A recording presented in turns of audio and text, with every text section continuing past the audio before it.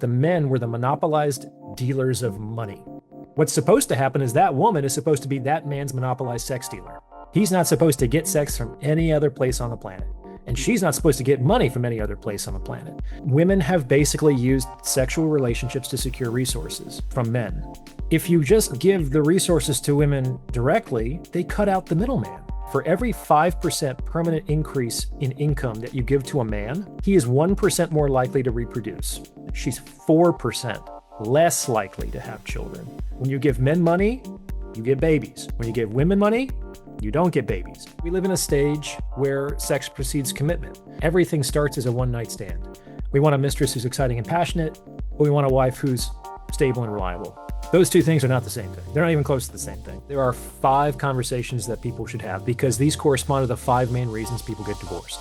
You have to have some sense of how you're presenting yourself. There's way more marketing in the sexual marketplace today than there was even 10 years ago. I think I saw an interview you did, and the title was the future of dating will be situationships. Yeah, I saw that. I think that was a Is that clickbait? I don't know if that was a direct quote from me. I think that was on somebody's thumbnail, and it's I think that was more clickbait. Would I say the future of relationships is situationships? I can see how he might say that. I don't think I've said that directly, but basically what I've said is we're already living this situation. So it's not really the future. It's that we live in a stage where sex precedes commitment. So basically everything starts as a one-night stand. Everything starts as a situationship.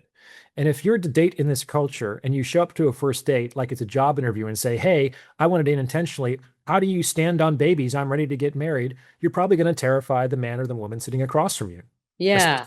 When they have options that aren't as pressured, that might be more attractive, might be more easygoing, etc. I sat down with Adam Lane Smith, who you've probably heard of, who talks about, have you heard of him before? Yeah, we've collaborated several Okay. times. Oh, okay. And he said basically you need to sit down with someone that you're interested in and basically lay it all out there right away. You say what you want and you just sort of get very direct. And I'm like, I would absolutely never do that. I would never there's no way that you go into a first or second date situation and be like, so here's what I want. Here's what I'm looking for. Are you interested or not? It's I don't even know you. I don't know that he was far more on the sort of more old sort of traditional. I don't even. It's just a antiquated way I think of partnership. I don't know. It's just an old school way. Well, I don't yeah, I even know what you call disagree, that. What but do you call that? Is there a era for that where it's about get married, have the kids? Is that the 1950s sort of well, it's everything from I don't know, 2000 BC to 1950s, except that until the 1950s, this conversation was generally conducted between the people's parents. So I disagree with this, but Adam's a smart guy, so I can give him the benefit of the doubt. I like Adam too. I think he teaches really great stuff. I think it would be bad advice for a first date, but absolutely, once you decide that someone might be a candidate for a serious long-term relationship, and that's what you're looking for, I agree with him. You should have as many difficult conversations as possible. In particular, there are 5 conversations that people should have because these correspond to the 5 main reasons people get divorced. You need to have hard conversations about sex, about money, about kids and where to raise them, about in-laws and the extended family, and religion and politics. Yeah. These are the 5 main reasons people get divorced. And opposites can be exciting and attractive, but they generally don't stay together. Similarities go the distance. But I've also had that conversation with a girl named Teal Swan, and a conversation that we had inspired a video she did about the danger of sameness. Sameness is not compatibility necessarily. Let's say you have two people that are type A control people, those sameness does not mean compatibility. I would say that if you don't have enough sameness, yes, but I think that you do need some. I think some of the differences, you see a lot of great relationships and people that have been together a long time, and one of them is far more in the limelight, they're much more extroverted, they're the center of attention. The other is a little bit more backseat, quieter. You see that's just a face fronting sort of difference. But But I mean, I do think that sameness doesn't can mean incompatibility, to be honest. Well, I think she definitely has a point on that. And notice I didn't include like extroversion and introversion around those conversations. So I think that You she mean the has a big point. five? You mean those Every five I topics? use the five topics, and like for example, if there's a really big difference between people's libidos, one person wants to have sex far more frequently than the other, that's going to be very difficult to navigate.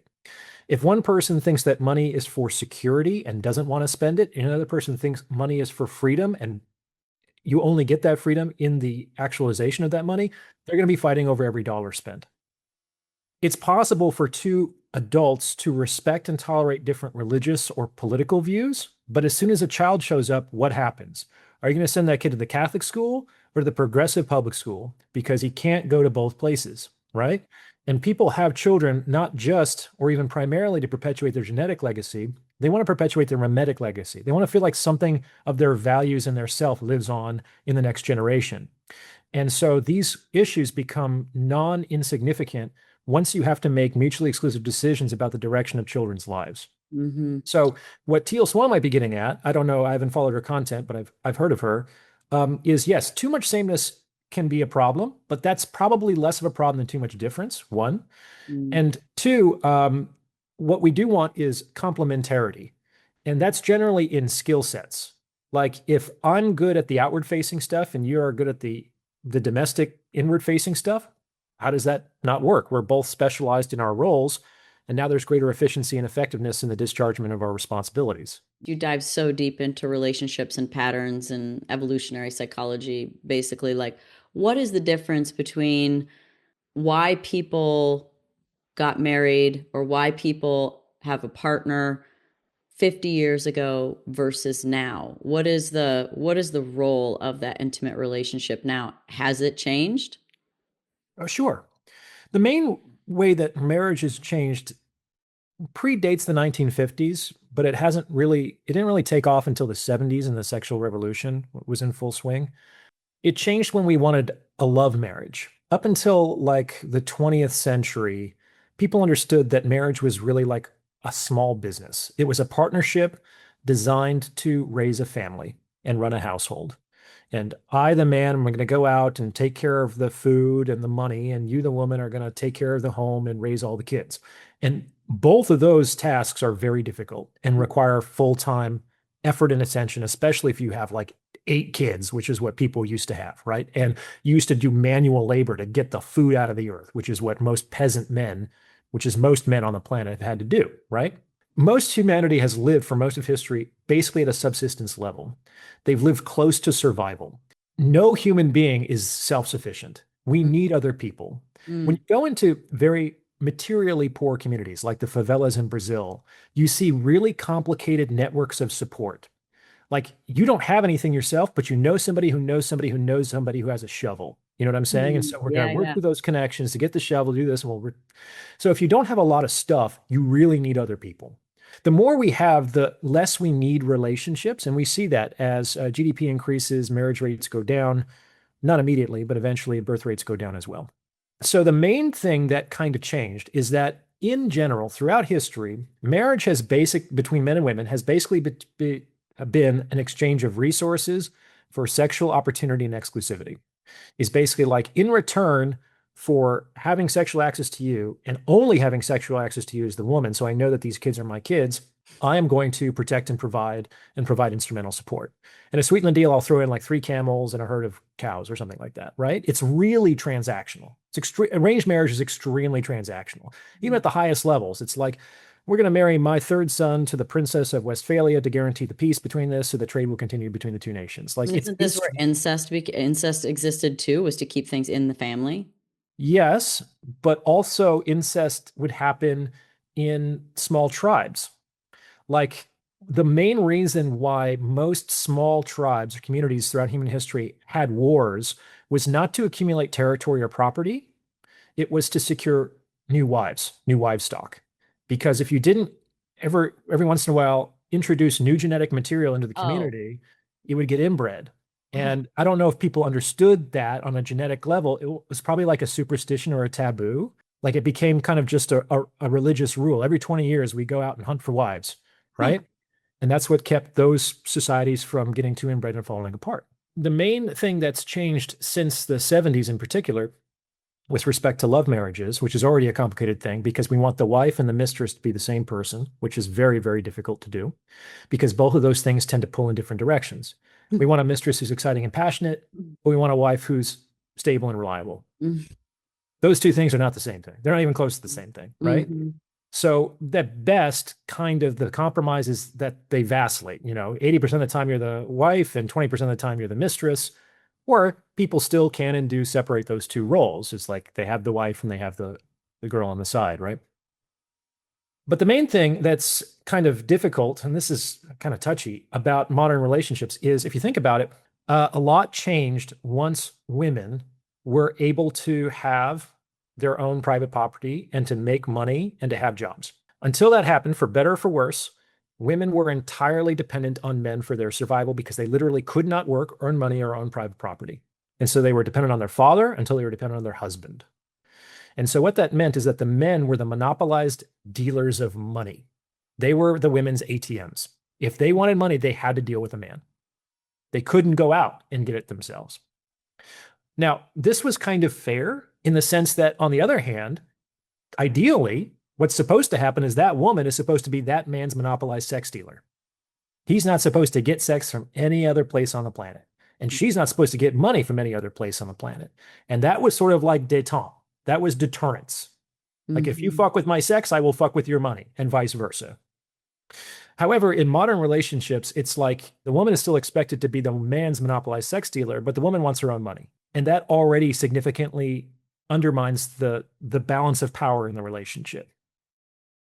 What's more, when women accumulate their own money, they generally don't think, finally, I can afford to have a husband and a family. Right. When men get their money, most of them, not all of them, but most of them think, wow, I've made it. Now I can start thinking about like getting married and starting a family. Like, men share.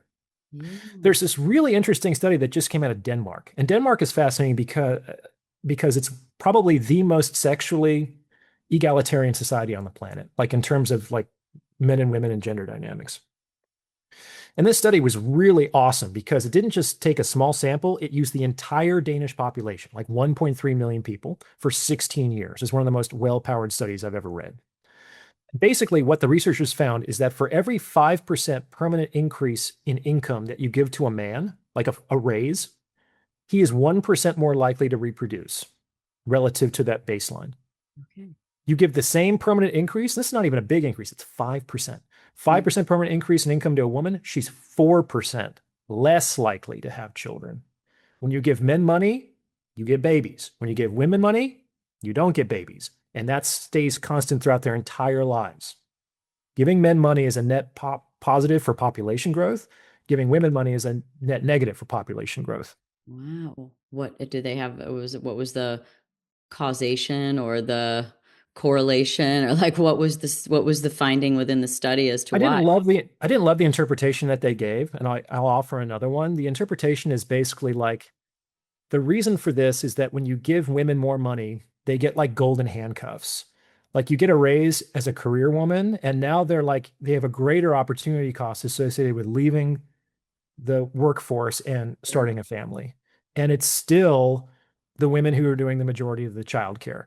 Spoiler alert, that's never going to change. Yeah. Like, babies have never heard of feminism. Like, babies absolutely need their mothers far more than they need their fathers. Fathers are very, very important, but that's starting in like latency, like 6, 7 years old. Yeah. Yeah. Okay. Well, it is so much harder as a woman. Like, if you have a baby, you're gone much longer. Your hormones are all over the place. Maybe you're breastfeeding after if you can or want to. Like, there's the time commitment, and also a just shift in priorities. There's a lot of women that go on maternity leave that don't end up coming back. Yeah, about 25%. I looked that up. And they don't come back immediately after maternity. And some people come back for another year or two and then they leave. Yeah. Right. So Mhm. generally, women are in the workforce far fewer years over the lifespan than men are, Mhm. which also creates a lot of downstream consequences when there's DEI and gender-based quotas early on in people's careers, right? So the interpretation that I have is a little bit different, which is that throughout human history, for better or for worse, women have basically used sexual relationships to secure resources from men. If you just give the resources to women directly, they cut out the middleman.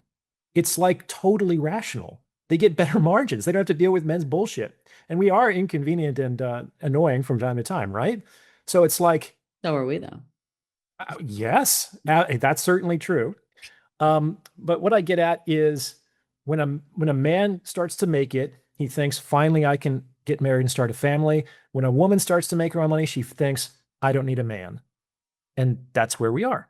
So it's all about what you can afford ultimately. Like it sounds a little bit like I'm trying to kind of, understand why it would do that. Like the man makes money and he goes, I can afford a family, I can afford a wife, I can afford a home, I can afford a support. And when a woman does it, she does the same thing. She goes, I can afford a home, I can afford it. Like, so Mhm. what should be the new need of relationships?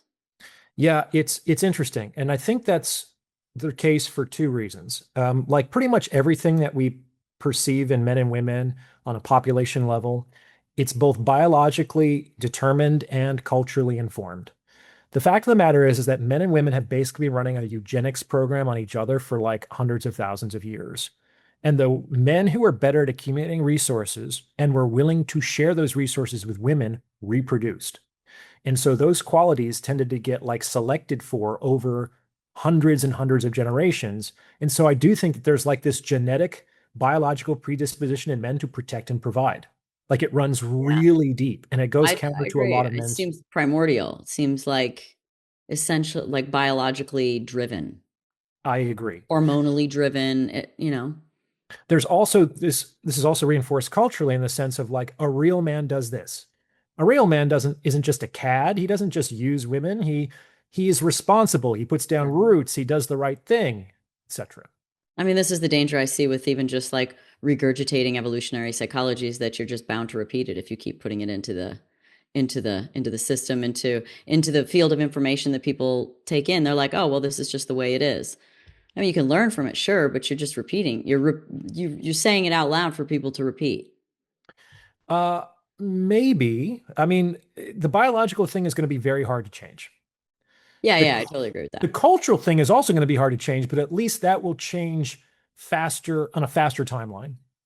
But my point is that both culturally still today and biologically, men might be motivated, incentivized, and programmed to protect and provide for women.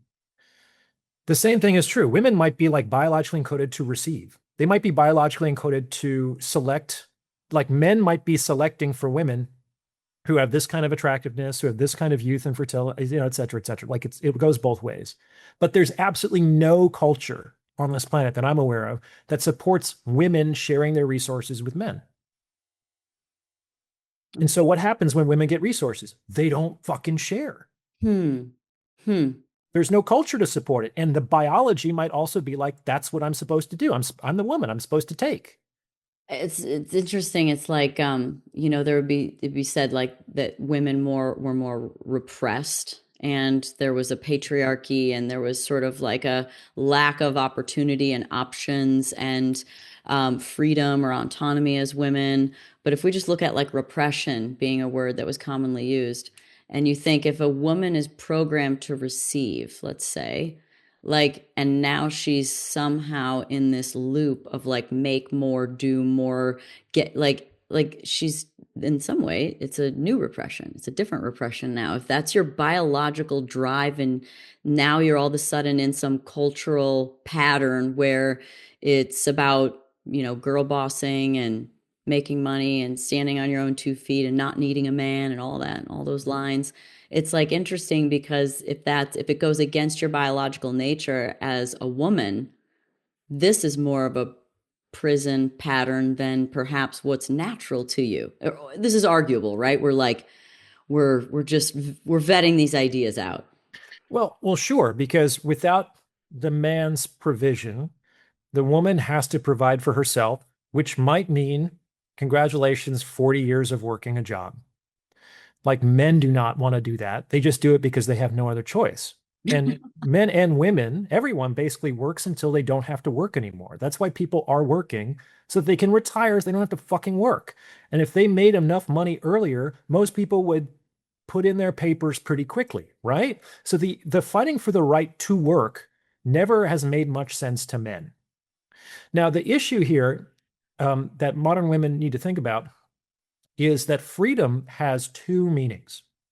There's freedom to do something, and Right. there's freedom from something. Okay. Mhm. So, in the historical lens, in many respects a revisionist lens, but a historical lens, we say that's accurate. In the past, women didn't have the freedom to do many things. They couldn't vote, they couldn't hold Sure. jobs, etc. But they had Very fair freedom point. from all of this other bullshit. Like they were the protected class.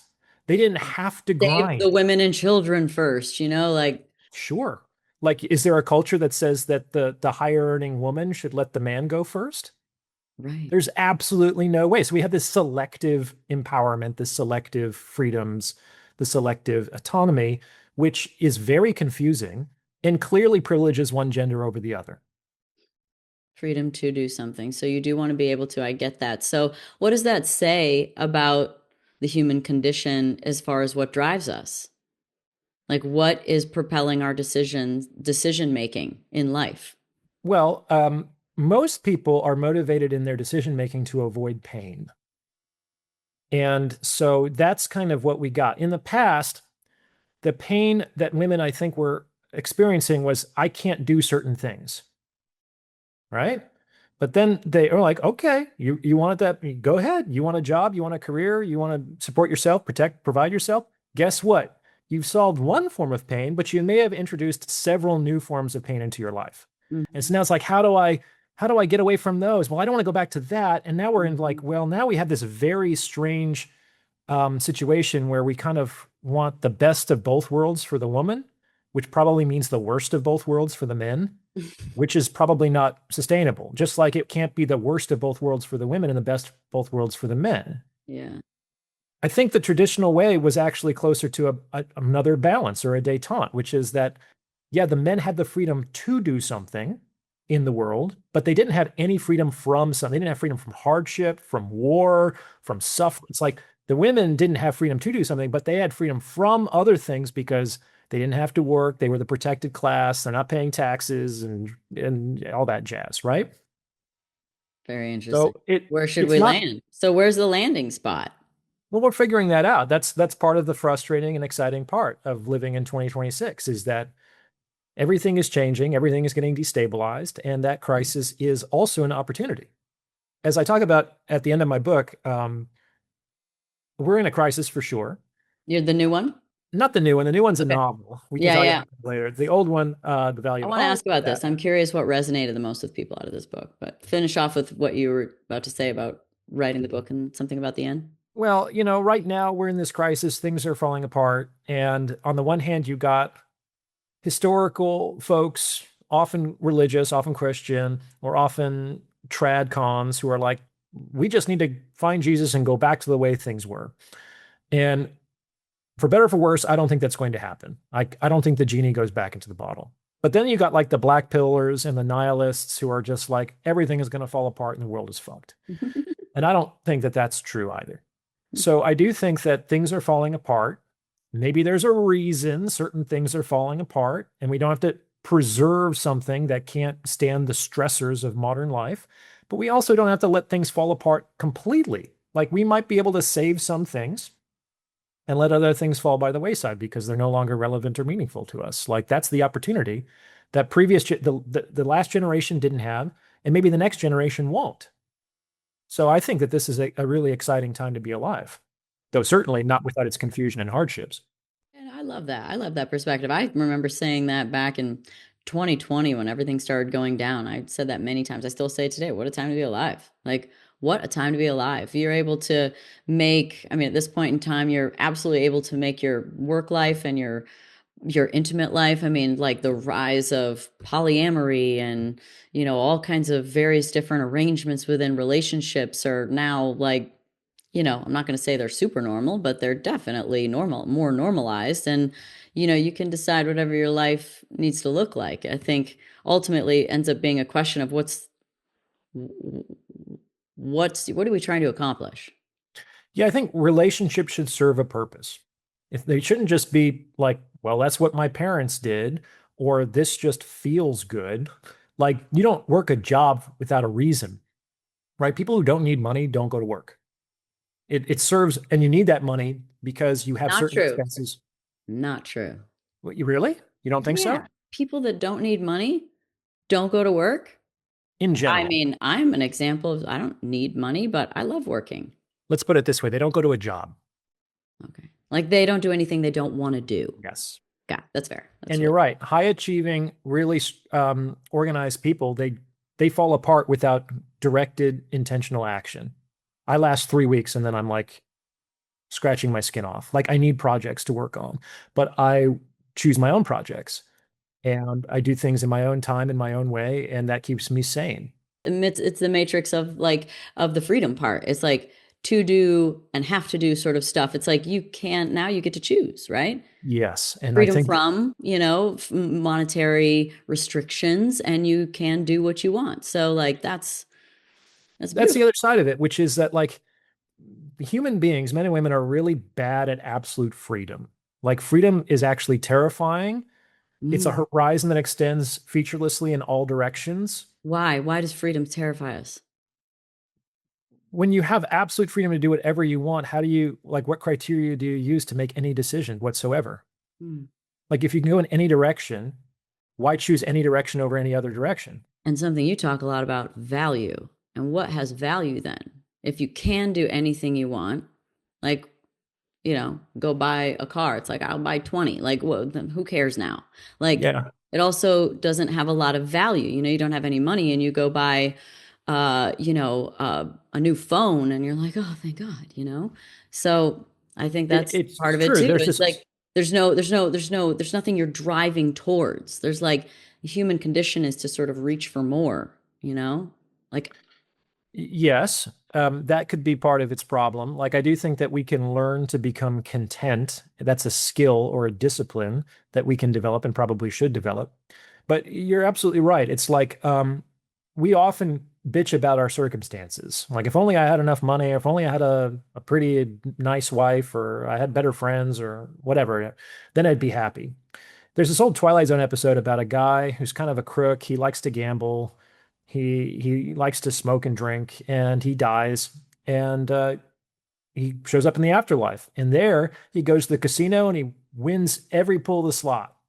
And he gets a royal flush every time they deal his hand. And the women just throw themselves at him all the time. And he takes it, he can do it for like 3 weeks. And then he begs like the spiritual being to take him out.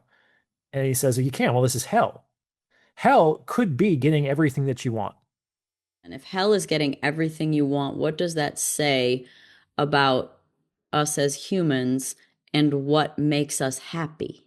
It's like the flip side. It's like we need something to shoot for, but when you get it everything, it's lackluster. I personally think that we need purpose by being collaborative and creative. I think that's why I keep working, is to go to reach the to collaborate, to create. I think our creative nature is something that is inherent within our life force energy. I think so. But that's, I I think, mean, a look little at you. bit You wrote a novel this time. You decided to go take a left turn and go from writing, I don't know, would you call it, is this self-help? Like is it yeah, like education, self-help nonfiction, Yeah, yeah. But then, now you wrote it's totally different. total left turn. I have freedom. And this is something that I've wanted to do for 25 years. And I finally felt like I was mature and ready enough to complete the task. So I was happy to do it. I do think that creativity is very important to me. Like, I used to be an actor, as you know. I've Mhm. made a lot of plays and productions in my lifetime. I think that my YouTube channel is a source of creativity as well. I try to write original content to disseminate. Like, I want to come up with my own ideas, and I write everything. I don't use AI, and I try to make something new that will force people to shift their perspectives mentally. That's my challenge, and that's what keeps me kind of sharp and engaged with the world. So creation is really important to me. I think it's important, more important to more people than people generally believe. I agree. We're in this process of like most people are just consuming. They're just consuming. According to a recent report I read, the average American is now consuming media content 11 hours a day. Holy shit. 11 hours a day, which is two-thirds of their waking life. Holy shit. I mean, if you look at screen time on your phone, for some, it's frightening. Sure. And we're not even talking about screen time because Yeah, they're right. using Exactly. the Yeah. screen for work too, right? But Sure. they're also they're generally consuming content through a screen or through their headphones, etc. But the point is that too much consumption with no consummate production is sort of like just eating and never being able to shit. Can you imagine how uncomfortable that would be? It's like the creation is where you kind of process your experience and what you've learned, you make sense of it, and then you get rid of it. You like expel it. And I think that that's healthy. It's like an inflow and outflow of ideas.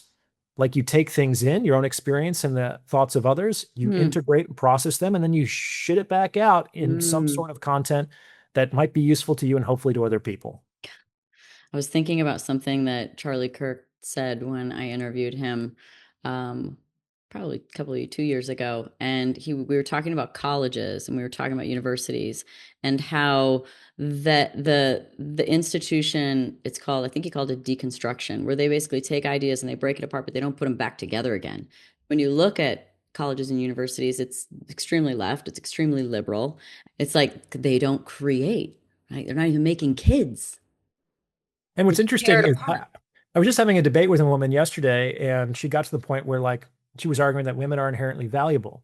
Why are they inherently valuable? Because they make life and only they can make the babies. And I said, but women aren't having the babies. Mm. And this woman had never been married or had a single child. And she was arguing that that was where her inherent worth lied, right? So either that she's unconsciously hypocritical and she's prioritized things that were of less value over things that were in her own estimation.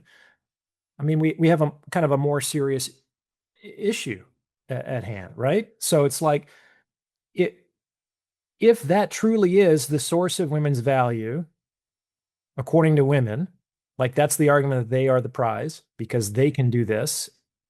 Why aren't they having the babies? That's like a man saying, well, I'm valuable because of my strength and never using it to open the pickle jar. Like, what good is that fucking strength if it's actually not being put into practice for the service of others? Like, potential, you can only bank on potential for so long before people are like, you actually have to do the thing. What would really help is if they took a woman's biological clock and they extended it, which they have, I think. There's a lot of women, there's more women now having babies in their 40s than teenagers or That's 16 or true. something about that. It's flipped Mhm. or it's changed for the first time ever in history. Mhm. But what do you think would happen in culture and with the and in the sexual marketplace if women didn't just have this sort of bubble of time until they were in their mid 30s, let's say, to have children, and if that was just something that was like a man and it extended beyond, what I would think that it do? would probably get even worse, Danica, What? unfortunately. Yeah. What? Like what? Like less children even Oh, yeah. because you'd think you have time. So Exactly. I mean, the number one delusion on the planet is I still have time. This and both men and women fall prey to this every single day, right? And on some level, we need limitations and restraints in order to motivate action. If you knew that you had an infinite amount of time, why would you do anything today? yeah, no, that's Another right. name It's for like eternity is today. yeah, yeah, yeah. Yeah, exactly. Well, it's like some of the things we were just talking about having everything is hell. It's like the show The Good Place is about going to heaven or hell, and once they get to heaven, they get everything they want the moment they want it, and everyone's a zombie because they're so unf there's nothing to shoot for. Well, that And doesn't once they sound gave like them heaven to me. once what's it, that wouldn't happen to you? No, I don't know if I go to heaven, but that doesn't sound like heaven to me. Right. And so they basically, once they were given the door to essentially like evaporate into the ethers and leave the good place, they all of a sudden had a long to-do list of all the cool things that they wanted to do. And they at one point arrived at feeling completed and they were like, it's my time. I'm going to go now. But they needed an end game. They needed something. They needed that it couldn't just be this continuum of whatever you want, whenever you want. Sure. So I think if we extended women's biological window by some apparatus, I think it would just kick the can down the road, which would lead to even fewer children. There probably wouldn't be grandparents anymore. Like that would become an Oh, antiquated wow. idea. I mean, Unless we extended their I lifetimes too. I'm a product of it. I mean, I froze my eggs when I was 33. I obviously am a working woman. I, raced cars at 200 miles an hour until my mid to late 30s and, created that extended opportunity for myself. And so, yeah, I mean, I guess technology did do that to some extent. Otherwise, you get pressed and you're like, okay, wow, this is it. This is the end. Like, I better figure it out. Instead, I'm like, yeah, I could have kids in 10 more years with a surrogate or maybe me, right? Possible. Yeah. I mean, I do, I have done a number of consultations over the years that have made me realize that IVF is far from like the sure thing that some people believe it to be. I think some people think that if you just throw enough money at science, science will give you a child. And obviously, the better the egg that gets frozen, and also embryos have a better success rate than just eggs. So if you actually have a father at that point, you just don't want to have the baby yet. Freezing the embryos is a higher rate of success than just freezing the eggs. Mhm. And then it has to take, and then it's like True. it. I've They say it takes 20 eggs to guarantee a baby. 20. and 20 I've known couples. viable because like they take them, then they only keep what's essentially like quality viable eggs. Sure. And then from that, then every thaw period, because you don't thaw just the one, you would like take out like six, and you're like, all right, now five made it. And then you create an embryo, and now three make it, and then like so, it's just they say it takes 20 to guarantee a And kid. it still needs to latch on to the womb, it's et cetera. And there has to be no complications throughout pregnancy, et cetera, et cetera. And I've known couples who have gone through 5 rounds of egg extraction, IVF, fertilization, and implantation, and still were unsuccessful. They spent hundreds of thousands of dollars and they ended up getting divorced because that was, they got married because they wanted to have a family and it couldn't happen. It's very hard to move forward from that. So I'm not saying that it like women shouldn't do this. I'm glad that it does exist in some cases, but it's not the the guarantee insurance policy that a lot of people, men and women, believe it to be. I want to get to this book.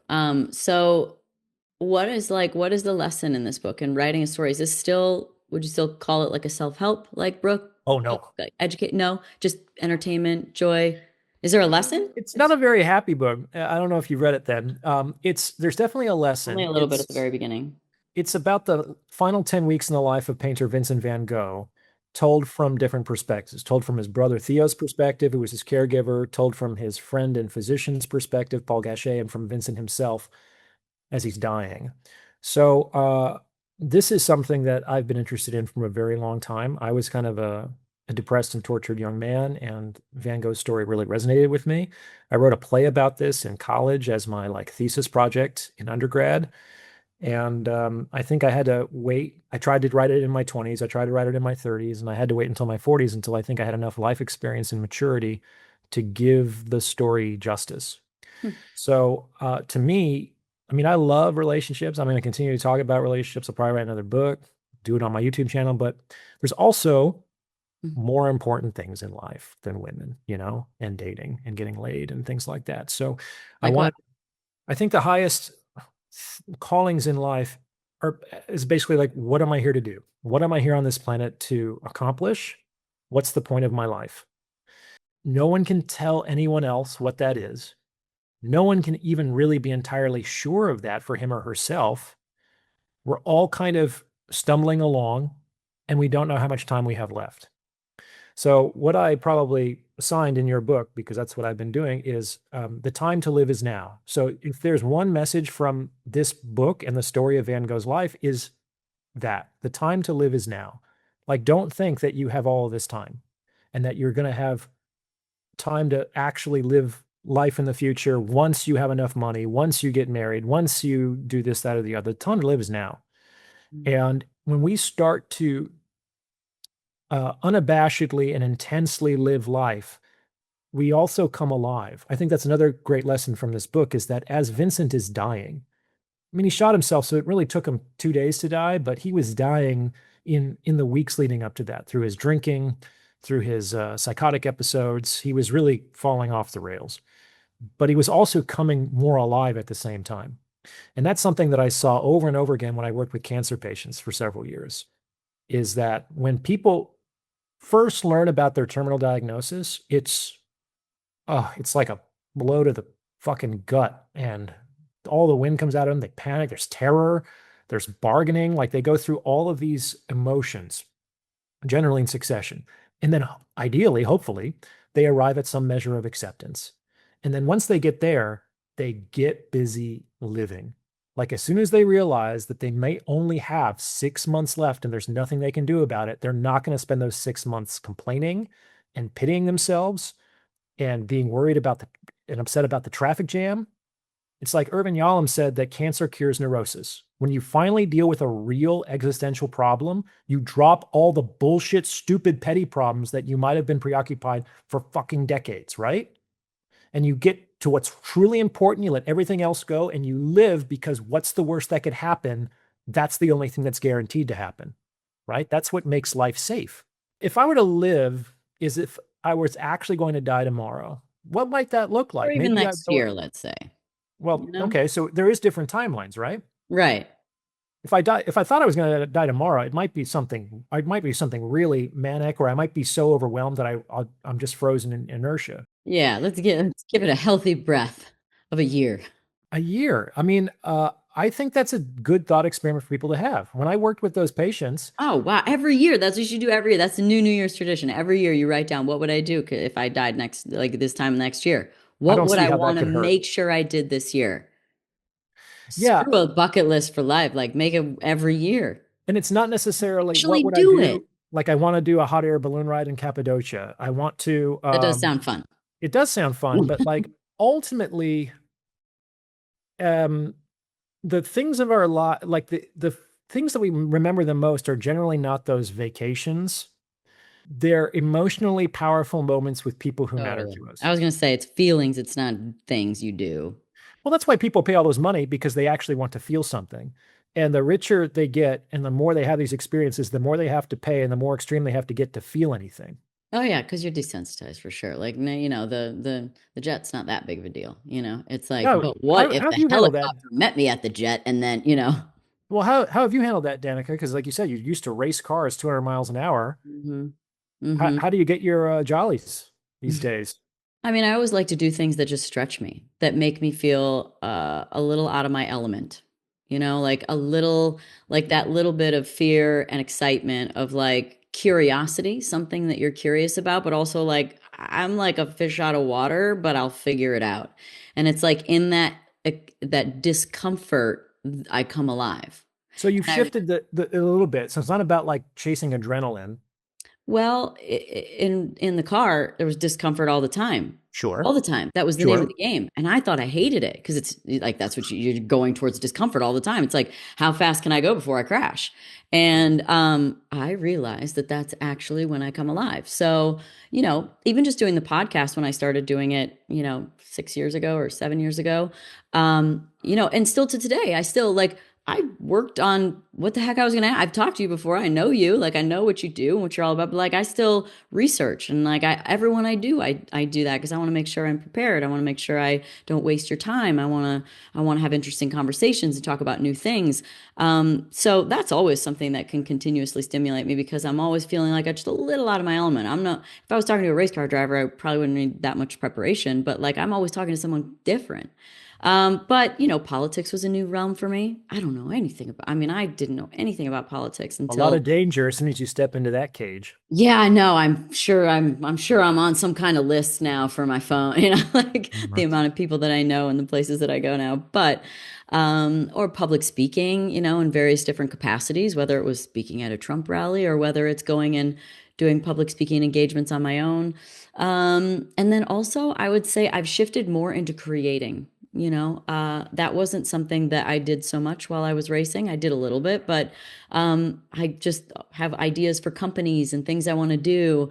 But I'd say, and also healthy amount of things that I do now too are go have those sort of like bucket list experiences. Go do things that I've never done before, like go to Burning Man and, go to, Egypt and see the pyramids. And so like I consistently go on adventures. That sounds cool. Yeah. Nothing So against the pyramids. I'd like to see them myself one day. that's I have good. a slightly different take that isn't opposed to anything you just said, but might be more complementary, which is that as good as those peak experiences or adventures might be, no matter who you are, you will probably still have more average Tuesdays than adventures and peak Oh experiences. yeah. So maybe one way to think about your life is how can I perfect an average Tuesday? Because I'm going to have like 10,000 of those and I might go to the pyramids once. You know what I mean? And so we see that life can be a sustainable, repeatable process. And that's what I try to optimize for in my life today is like, how can I have the best possible average Tuesday? And generally, that means that I do a few hours of work helping people. I Mhm. spend an hour or two on my health. I go to the gym or I walk around. I spend a couple hours creating. Hopefully, I can spend some hours reading and socializing. There's good food.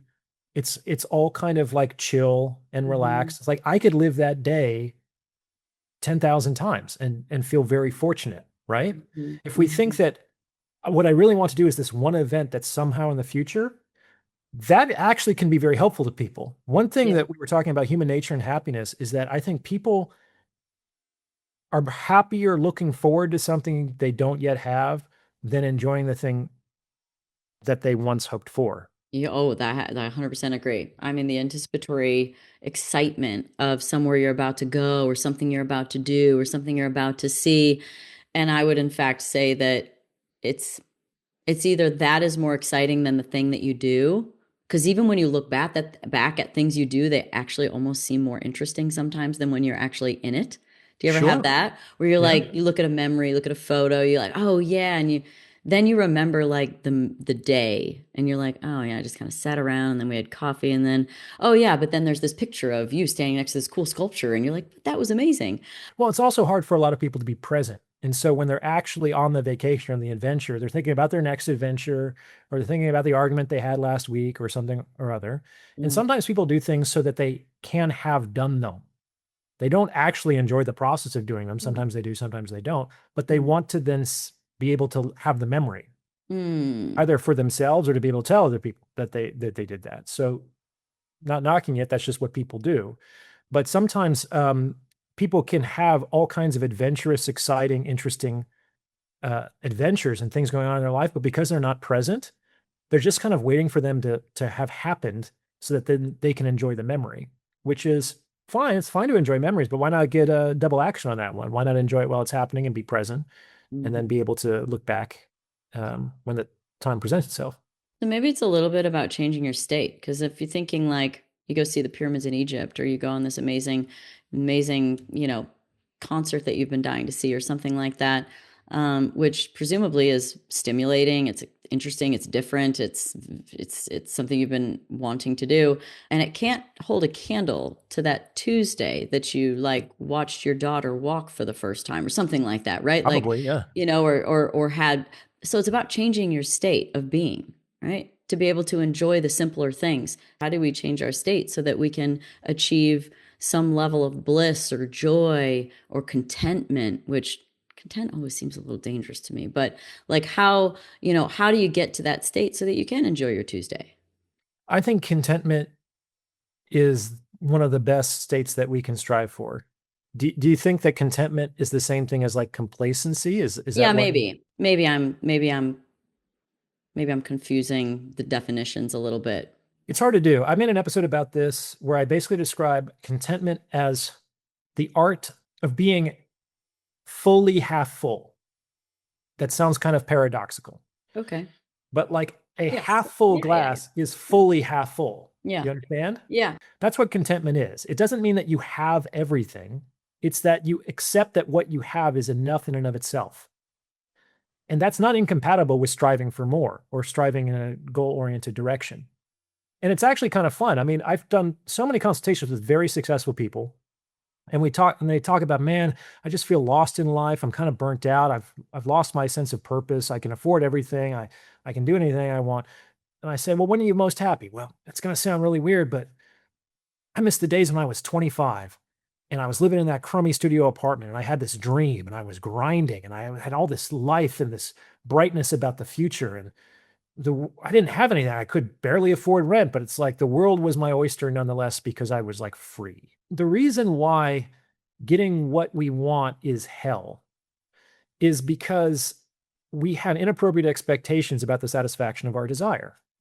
So here's one way to put it, Danica. Like, have you ever had a friend and they say to you one day in conversation, "Oh my God, I just read the best book I've ever read in my entire life. You have to read this book. It's going to Sure. change your life." Oh yeah. Then you're like, "Okay, I guess I'll read it." And then you're like, "It was pretty good, but like, I don't think it was the best book I've ever read." Like, how can, as good as my book is great, how, as good as this book is, how could it not fail to meet that expectation?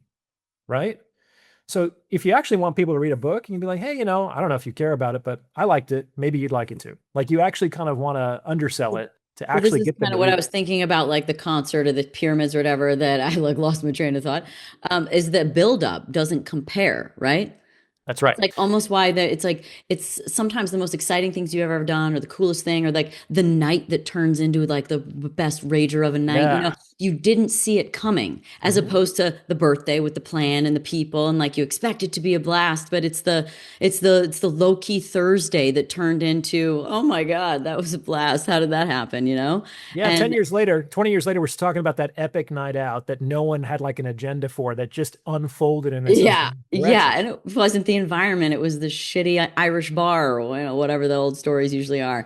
That's right. But yeah, it's like the anticipatory nature of it builds it up more than it could be. I mean, I experienced this within like the realm of fame. It's like, I always say like, God, I hope if I just don't disappoint someone when they meet me, like I feel like I've made it. Like that's about the best I can do, because people's expectation levels and the buildup that they create is so, well, it's uniquely yours, right? And so no one is exactly that usually. I tell people as a therapist and a consultant that I facilitate disappointment. And I facilitate disappointment by helping people get what they want. And when they get what they want, they almost always are disappointed, which is good because now there's one less place to look. Because until you get what you want, you're not going to be dissuaded by anybody else saying that it's not it. That's like a rich person saying money isn't everything. Most people are like, "Oh yeah, buddy, that's nice that you think that. I could probably use $1 million or $1 billion. I'd figure out how to make it work." They're right. Money isn't everything. Or you hear the big players, the guys who have slept with 10,000 women. Sex isn't everything. It's like, yeah, tell it to the guy who hasn't gotten laid in 3 years. You know what I'm saying? So it's like sometimes people have to get what they want in order to realize it's not the thing. Fair enough. The other thing is that about this is I think it's important for people to what I call find their beer commercial.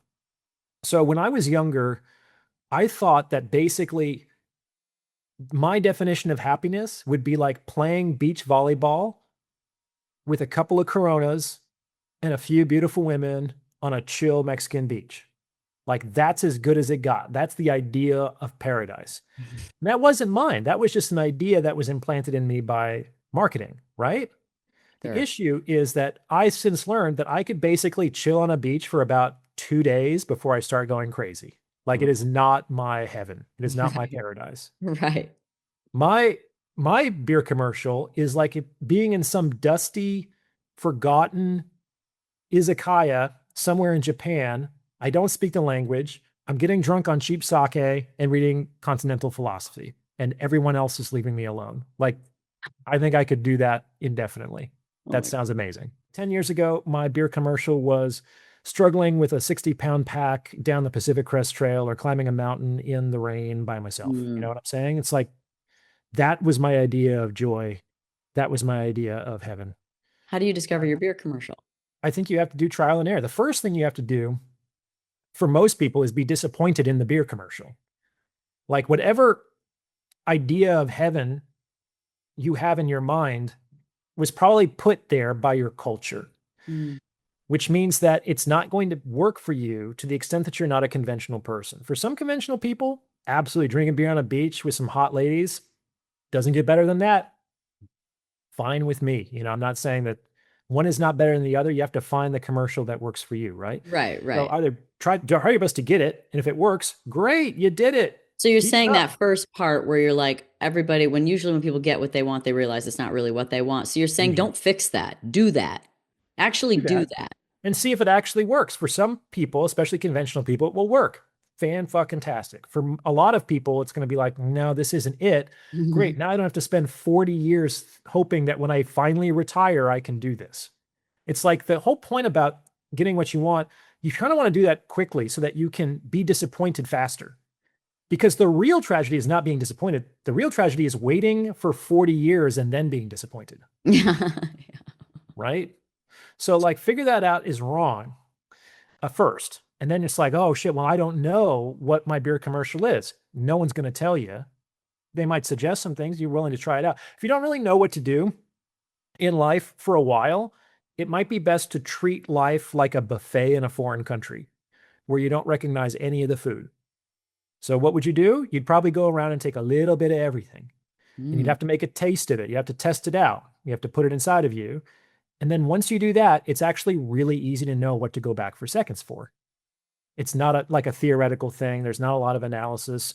It's like that tastes great. I'm never going to eat that again, right? But you actually have to make a taste of it, which means you have to try it out. So if you don't know what to do, try a bunch of shit out. Don't have contempt prior to investigation. Don't say, I'd never love line dancing or shooting a gun. That sounds terrible. Or moving to a different city. That's where those type of people live. It's like, that's not, that's not going to help you. Like you're in a foreign country. You don't know what this food tastes like. You don't know what's sweet and sour, nutritious and You need junky. to grow some balls and try some stuff. Yeah, but people they have this a lot of hesitation around, well, what if it's wrong? It's like good. Like you have to see failure as just information. It's like one less Yeah. place to look, Yeah. which narrows your focus. Damn, that was the name of the game in racing. I mean, that's what we just tried a million things on test days. You try all these different setup changes. And yeah, okay, it definitely helps to do the things that work more because you go faster. But you absolutely cross stuff off the list when you realize it didn't do anything or was worse. It was like that was still good information. And that's great because in this example, if you try something out on testing and it doesn't work, you don't say, well, it should work and Yeah. keep it on the car. It's Yeah. like what really matters is did it fucking work or not? You leave Yeah. behind the shoulds and the should nots. Yeah. And it's what really actually moves the needle. That's important. Since you talk so much about men and women's value in the marketplace, I was wondering if you could help us out with what increases each one's value in the marketplace and what is out of your control. Everything that's out of your control has to do with the person sitting across from you. It's like the cat decides what milk is good. That's the phrase that I say over and over again. It's not for me to say I'm such a high value man. Any woman would be lucky to have me. It's like it's for the specific women I'm dealing with to decide whether that's true or not. And I can't I thought that persist. women getting old was like something that you couldn't change, and that makes you less valuable. Well, you can't control aging. As my dad says, it's better than the alternative because if you're not aging, what are you, right? So we're all aging. And certainly, there are some women who do look better as they age. Like I don't know if this is necessarily your situation, Danica, but I call them ugly ducklings, which is like some women blossom at different rates. Oh yeah, my boyfriend just said my 16-year-old or 14-year-old photo that popped up on the screen was like, "You look better in your 20." And I'm like, "Better now too." Like it's And it's pretty rare though for women to look better in their 50s than in their 20s. Like just in general, I'm just putting it out there. But I'm gonna try. with cosmetics and certainly the money to put behind healthy lifestyles and staying Oh, fit. have you seen those pictures of like the same woman in two different pictures, one without any work done and the other with work done? It's like you're not ugly, you're just poor. I mean, something like that. And It's not completely untrue. what I think is more important than like having money for eye fillers or some sort of like salmon sperm injection in your face. I think they do that in Korea. It's just having enough money so that you're not so stressed out. Like the thing that ages everybody fast is stress. And the more money you have, the less stress you should have because you can solve a lot of problems in life with money if you have it. Not And if more you money, more don't, problems. my Like the problem is I rap pay song. too much tax, which is like a much better problem than how do I Oh, afford for both sure. getting a new tire on my car and paying for gas, For sure. right? So there's always problems, but some problems are better to have than others, I think, right? Okay, we're up. Now we need to get it. What are we going to do to increase? What does a man do and what does a woman do to increase their value? Well, again, I'm going to talk in generalizations, and Yeah. ultimately, people enter into relationships not with statistics, but with specific individuals. So that's like the little caveat.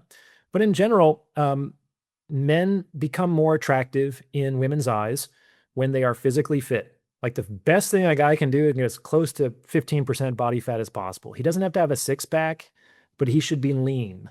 Like 40% of American adults at least are overweight.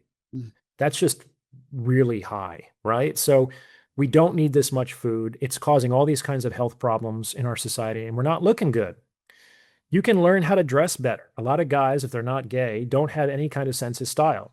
So, like, that's the easiest way for a man to raise his attraction by 1 point in a weekend is like go out with your sister or with a gay friend or hire a stylist and get like three good outfits. Throw $800 the problem, right? Mm-hmm. Or if you don't have that, go thrifting with a really cool person who can throw together an outfit, right? And that's now Mm-hmm. your look. Totally.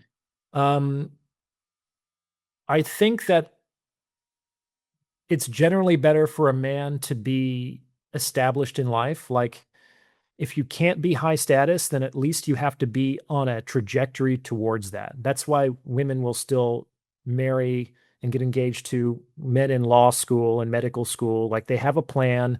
Yeah. They're clearly on a trajectory to a secure, high earning position. That's attractive.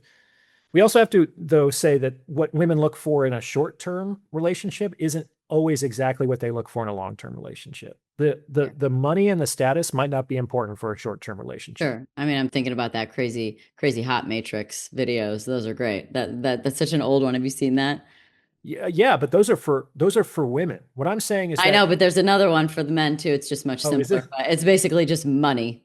Money. It's like once you reach a certain financial amount, then it remains no longer important how attractive you are. I mean, it's certainly true. I mean, when you talk about all of these people who have been arrested in the last 10 years for all kinds of sexual improprieties, they're generally not very they're not very attractive, right? That said, if you're lucky enough to be 6'4" with chiseled symmetrical features and a washboard set of abs, you could probably be a drug dealing dropout who lives in his parents' basement, and you're gonna There are have those videos too. It's like 6 foot. How much money you make? Where do you live? 6'4". You got a record? No big deal. I've You know, talked it's to like women who have told me, Danica, they honestly can't tell if a guy is cute or just tall. It's like height seems to hijack women's brains, and they're just like, especially if you're above 6'3", it's almost like they can't think straight. And I've seen pretty, in my opinion, pretty mid guys, especially with their face and kind of the way that they hold mhm, themselves, but but they're 6'4". 6'4" and they have beautiful women on their arms. I mean, it's like it's I'm 5'11", so I'm slightly above average, but not quite at that 6 foot threshold, which is kind of tough and kind of good at the same time. It's like 49% of women set their height filter at 6 feet I was on. gonna say it only is a problem for the apps, right? It is just on the apps, but half of marriages they met on an app. Is Half. that true? Yes, it's gone up. It's gone up more than 3x in the last decade. It's Jeez. gone from around 10 to 15% to like 50 to 55% have met on apps. Well, I guess when a certain percentage of people get on apps, which is a lot of people get on apps, and then it ends up just being like, it's not like, I feel like apps used to be like, I can't find anyone and I want to get married and I'm really got to figure it out. Now it just seems like a meeting place. It's like, oh, who's where, you interested? Oh, you're hot, cool. It's almost like finding someone on Instagram, right? Like you drop into Well, their Instagram DMs. is the It's like, best dating app in the world. I do think that regardless of the intentions, most apps are actually casual sex funnels when they're used correctly. Mm. And it's very difficult to date for marriage in that medium. Do you think this is part of the problem too in modern dating? Is just like, I mean, there it's everywhere. It's There's pros and cons to everything. It's like I personally am glad that we don't live 100 that I don't live 100 years ago in some small town that I'll never leave and I have a choice of three women of marrying age. It's like I like having selection and options. But mm, yes, having too many options can paralyze people's choices and distort their perception because they believe they have infinite options. Yes. maybe we're really finding more true love now than ever before. I don't think so. I mean, it's What? possible. It's possible, but no, I No? don't buy that. No, unfortunately. Why? Well, another aspect of the apps is that it's definitely shifted dating in a visual attraction direction, both for men and women. Women have always had that to some extent. It's become much more important for men to be hot. Mm, Like those old predators who got arrested, they were always 60 or 70. That's a different generation. It's like you got to be hot to get laid. Like women, 85% of women are swiping on the same 15% of men. yeah. And it's not because they are kind. It's not because they have a good job. It's because they look fucking good in their pictures.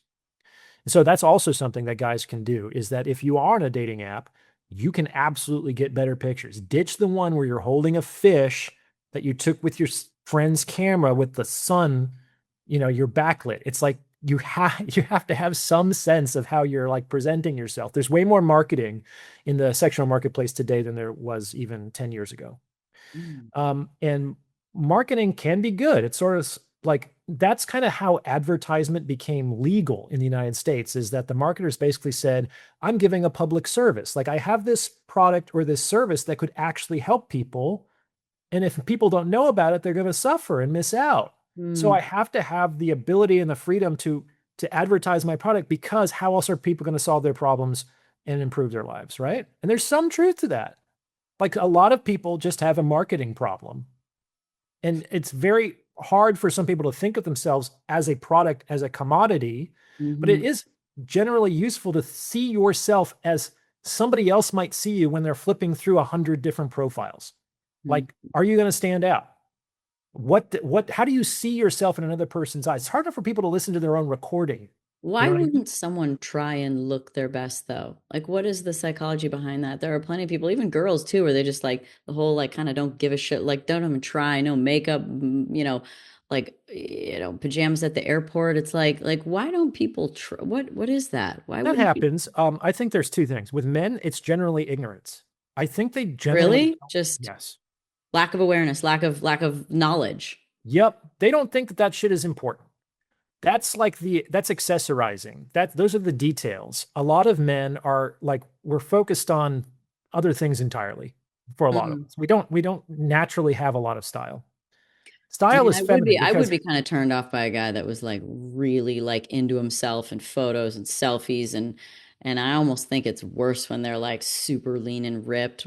All it's telling me is like, where's the time for me?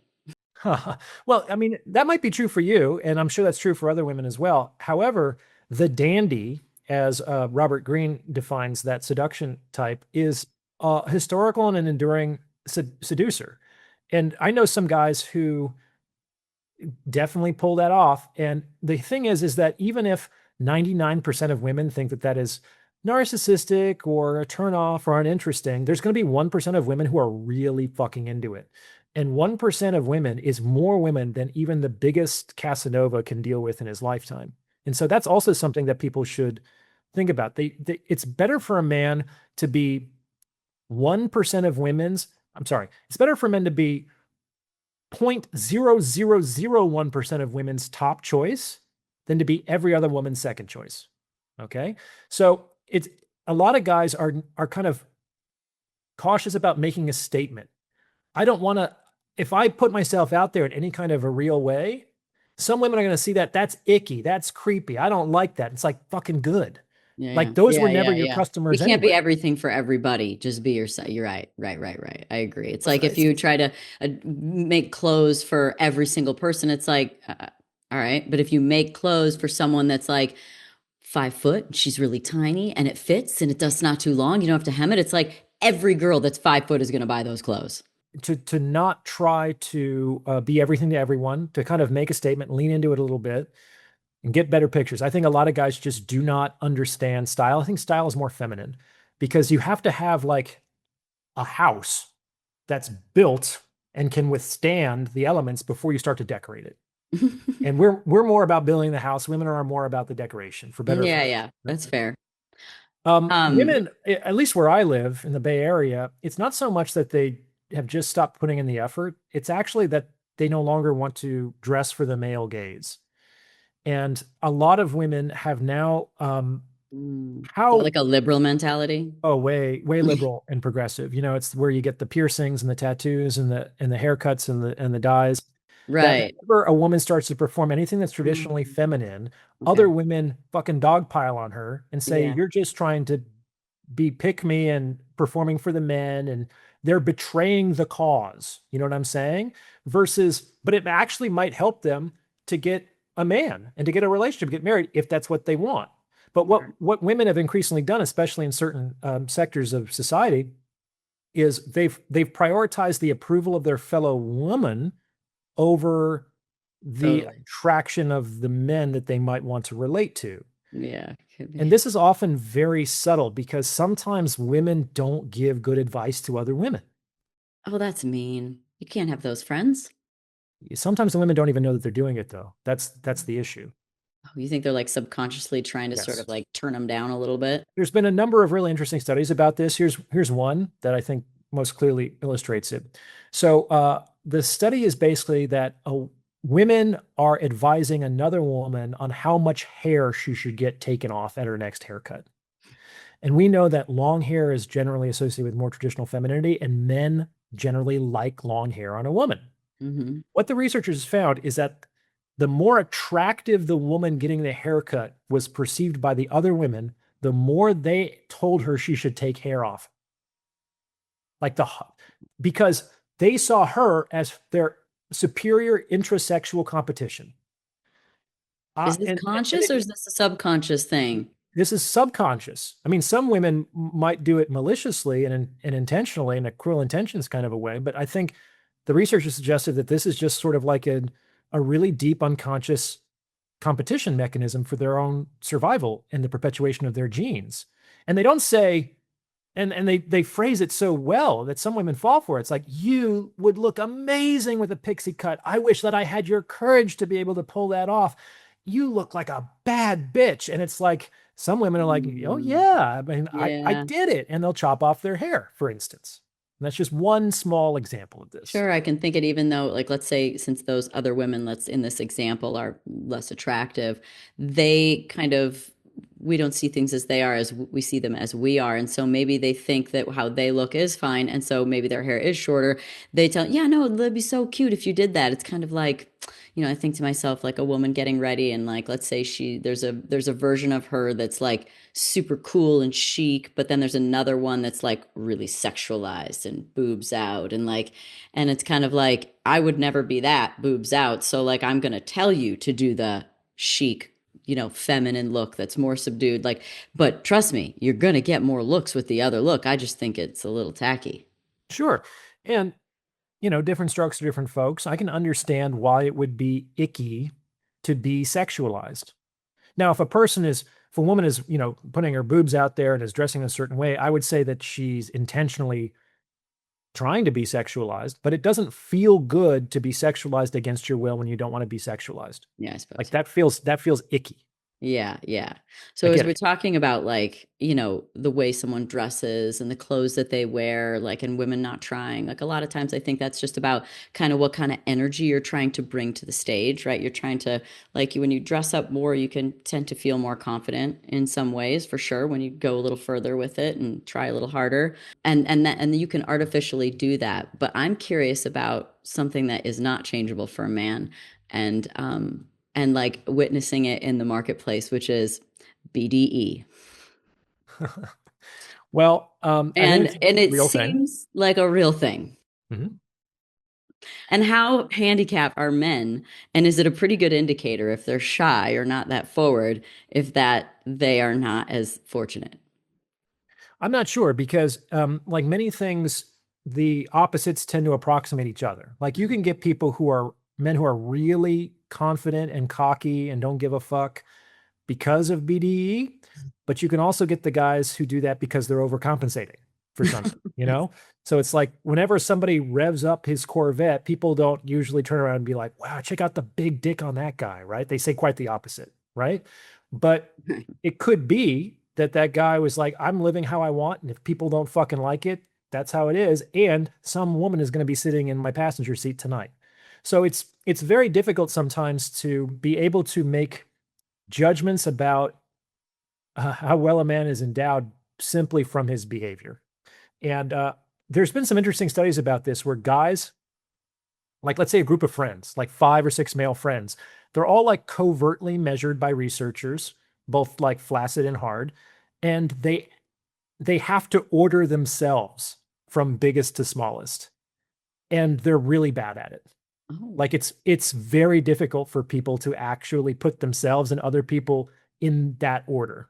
So it doesn't always translate, but um, one of the best ways as a man to secure a woman's like emotions, which is which is on some level more important than like the explicit negotiated structure of the relationship, because you could like get a girlfriend, get a wife, but if she doesn't like, if she isn't really in love with you, if she doesn't, if she's not almost like, I need that, then your relationship is probably fragile and you'll have to deal with control or intersexual competition or suspicion, et cetera, et cetera.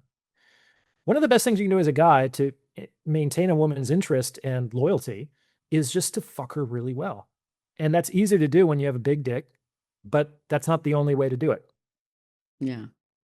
What's a woman's BDE? Like since we don't have that from a man's perspective, what catches you? Because that's essentially like what it is. It's confidence, right? It's like what is it that a woman does that makes her seem like she has BDE?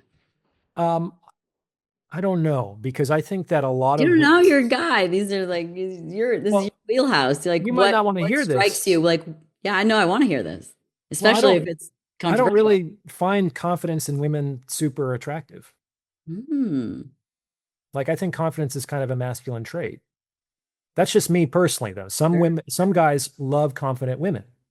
They like the aggressive, assertive ones. I don't. That doesn't like when a woman is a little, there's sometimes it's performative, but like the girl who's like, am I doing it right? And she's kind of got the colt feet, and it's like that can be attractive as well, damseling on some level. Hmm. So the issue with confidence in women is in the previous example, we thought that the confidence of some men was justified because of how he was endowed. Hmm. I think a lot of confidence in women today is unjustified. And we see that women who are just sort of average with respect to their appearance and their accomplishments, thinking that they're a queen and that they deserve the world. So it's not actually based on objective reality in the way that we presume it will be based on a man's objective reality. And I think that's causing a lot of problems. And that's basically what women hear on podcasts and in the Yeah, self-help where's books that that they come read from? every day is that you are awesome. And if you're suffering, it's just because you haven't fully accepted how awesome you are. And the world needs to get its head out of its ass Fix because your you crown, don't, girl. right?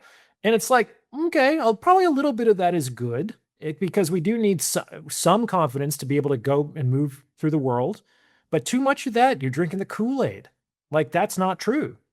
That's not true for a man either. Hmm. So I don't, Right, because when I say that, it's not like overt confidence is super attractive and like being extremely aggressive or forward or any of those kinds of things or the center of attention. That isn't necessarily it, right? But there's an energy. yeah. So confidence isn't it for me personally. I think competence might be better. Like, I like a competent woman. I don't want a woman who's like always a problem and falling apart, right? She needs to Mm-hmm. be able to have some independent play, and Hmm. I'm not here to save her from her bad choices, as it were. Hmm. So I respect that. I like competent women. I like intelligent women. but they don't often carry themselves with the same kind of BDE that we were talking about with men, you know? I'm curious if you feel like men's, and as we're talking about sort of like confidence, but also like the other side of that could be like a vulnerability. You know, we've been in this realm of men need to be more vulnerable, men need to be more emotionally available. Do you think this is a good landing spot for men to be able to have that space, or do you think that this is something that will have its moment and then men will go back to being men and in the traditional way of like, uh, be strong, be a I think it's foundation. generally not good advice for men to follow. Like, there is a grain of truth to it, which is that I know some men who are so programmed, both by their culture and their early experiences, that they can no longer access their own emotions. Hmm. And that's sad. But Yeah. that's on one side where the person has just become like petrified or ossified through and through, versus the men who just like are pouring their purse out on the table. They're struggling, or they're giving up, or they're shouting in pain every time there's an unpleasant sensation. Like, there's a lot of space between those two extremes, and I think men are generally better served to be more on this side of the continuum than the other. Hmm. The issue is, will it have its moment? I don't know, Danica. I have an episode coming out about this. Men have a culture, okay? Men have a culture. The comparison I give is that I'm ethnically Ukrainian, right? But I don't speak Ukrainian. I don't dress Ukrainian. I don't cook Ukrainian food.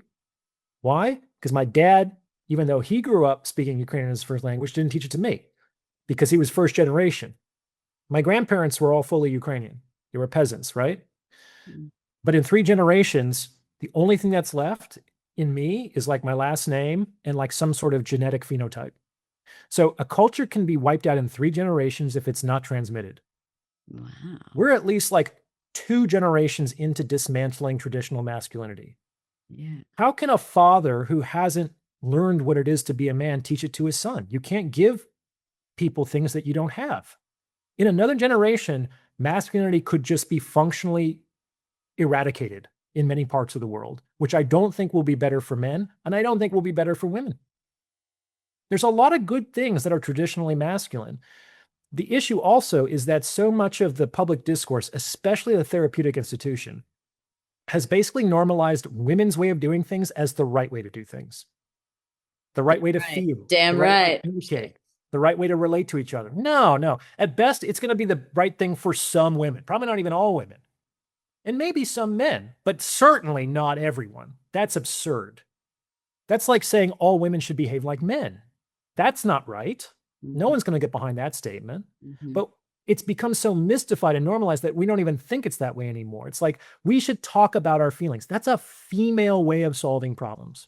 Yeah. Do you think this is like a lack of something kind of we started off talking about at the beginning, which is essentially like community and more people around and tribes and stuff? Do you think that this may be kind of foundationally part of what has taken relationships and intimacy and marriage and all of these institutions and really taken it and dismantled it and made it challenging, is that we want our person to be so many things. Sure. And so, we need them to be the whore as well as the housewife, right? We need them. So And our we, best friend and our and our best friend and therapist. yeah, right. And someone to help around the house. And then someone funny and someone to cuddle and someone to fuck. And then somebody like that. And that we now, like, this is obviously an isolated version with, using the example of vulnerability, but the women need to have their girlfriends to talk to, and guys need to go do physical activity and burn some energy off. And like, that we really like need to get back to community. And while, we're obviously in this wild age of connection, but disconnection from a physical standpoint so deeply now, and that we spend 11 hours of screen time a day, like, is community maybe an answer to getting back to some kind of balance within Sure. the marketplace of relationships and The issue is, families and as children I've and heard other people say, or Danica, not. is, sorry to interrupt, but Very I good. think I got the gist of your question. Yeah.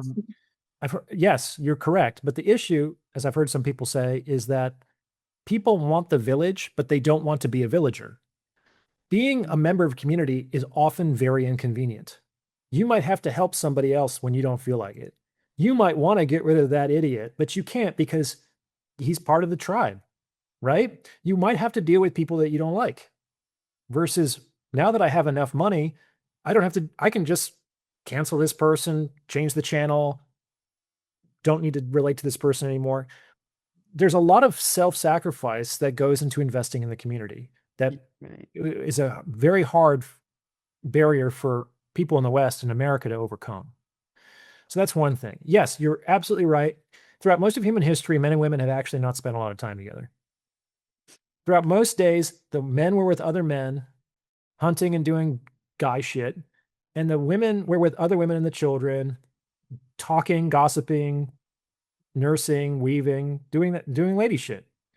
And sometimes they come together for dinner around the campfire, but then they'd kind of go back out because men generally like to do shit with other men and women generally like to talk to other women. When we get rid of all those tribes, this is something that Kurt Vonnegut talked about. The man still wants to do a lot of shit, but now he has only a woman to do it with, which isn't quite or nearly as satisfying. And the woman still wants to talk about everything, but now she only has a man to talk to, which isn't nearly as satisfying. Right? So generally, women are better at maintaining their friendships and their social networks than men are. Men, for better or for worse, we're heavily incentivized to basically become plow horses.